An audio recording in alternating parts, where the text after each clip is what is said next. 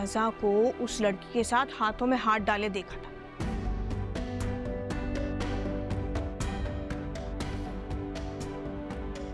दोस्ती का ये अंदाज देखकर मैं तो समझ गई थी कि जरूर दाल में कुछ काला है।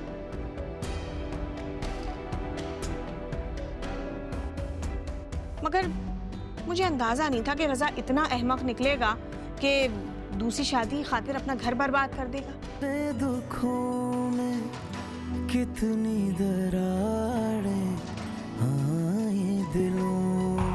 अरे जब सादिक ने फोन कर ही दिया था तो जरूरत क्या थी अब्दुल बारी को अब्बा जी के सामने फूटने की। अरे उसकी हिम्मत देखी आपने, किस तरह सबके सामने मुझसे सवाल कर रहा है। मैंने तुमसे कहा था ना नसीम, अब्दुल बारी बहुत बदल गया है और ये सब कुछ इसकी बीवी ने इसे पट्टियां पढ़ाई हैं। लेकिन सच्ची बात तो है नसीम कि तुमने खुद मौका दिया। क्या जरूरत थी झूठ बोलने की? झूठ ना बोलती तो और क्या करती मैं। मुझसे ज्यादा तो आप लोगों को सादिक की फिक्र है। देखो, हम लोगों से ज्यादा ना वो तुम्हारे लिए अहम है। तुम्हारा शौहर है, उससे पूछ के आना चाहिए था ना तुम्हें।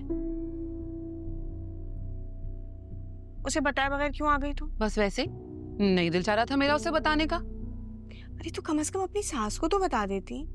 अरे उन्हें क्यों बताती, जब सादिक को नहीं बताया तो उन्हें क्यों बड़ा बनाऊं मैं।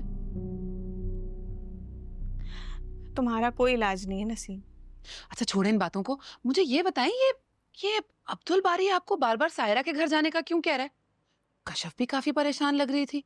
सब खैरियत है ना, या फिर से उसकी सास का कोई मामला हो गया? सायरा की सास का मामला नहीं है, रजा का मामला है।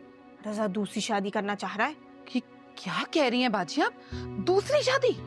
हाँ, और जब से अब्दुल बारी को ये बात पता चली है ना, जब ही तो वो इस कदर परेशान है अपनी बीवी और साली के दुख में।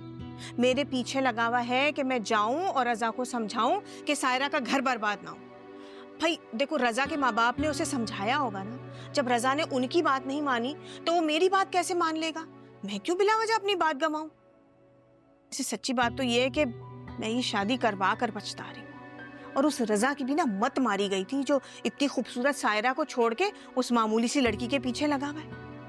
आपको कैसे पता कि वो मामूली शक्ल सूरत की है? आप जानती हो उसको? हाँ, तुम्हें याद नहीं, अब्दुल बारी की शादी के टाइम पर हम एक दफा एक मॉल में गए थे और फिर मैंने अचानक तुम लोगों को कहा था कि चलो चलो वापस चलो। अच्छे तरीके से याद है। कोई शॉपिंग नहीं करने दी थी आपने मुझे। तभी मैंने रजा को उस लड़की के साथ हाथों में हाथ डाले देखा था।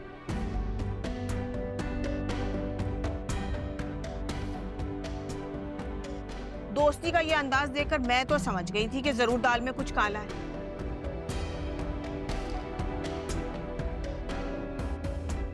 मगर मुझे अंदाजा नहीं था कि रजा इतना अहमक निकलेगा कि दूसरी शादी खातिर अपना घर बर्बाद कर देगा।